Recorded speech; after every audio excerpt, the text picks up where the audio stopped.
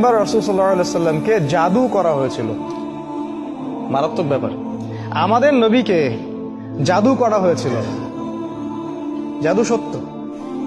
রাসূল সাল্লাল্লাহু আলাইহি সাল্লাম জাদুগ্রস্ত নিজেই হয়েছিলেন। ঠিক আছে?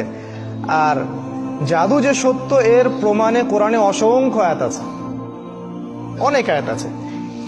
ওই মুসা আলাইহিস সালামের আগ থেকে শুরু করে কিয়ামতের আগ পর্যন্ত জাদু থাকবে, এর অস্তিত্ব আছে। সমস্যা হচ্ছে এগুলো প্র্যাকটিস করা আমাদের জন্য হারাম। কেউ যদি জাদু প্র্যাকটিস করে, ইসলামের শরীয়ত অনুযায়ী তার শাস্তি কি জানেন? তাকে হত্যা করতে হবে, এটা তার শাস্তি। ইসলামিক স্টেটের যিনি প্রেসিডেন্ট থাকবেন তার আদেশে সেটা হবে। যেমন আমাদের মৃত্যুদণ্ড, ঠিক ওই রকম জাদুর শাস্তি মৃত্যুদণ্ড। যাই হোক, আমাদের নবীকে জাদু করা হয়েছিল, করেছিল এক ইহুদি মহিলা। ইহুদি মহিলা, তার মানে ইহুদিরা জাদুতে পাণ্ডিত্য রাখে। আজকের দিন পর্যন্ত ইহুদিরা জাদু প্র্যাকটিস করে, আজকের দিন পর্যন্ত।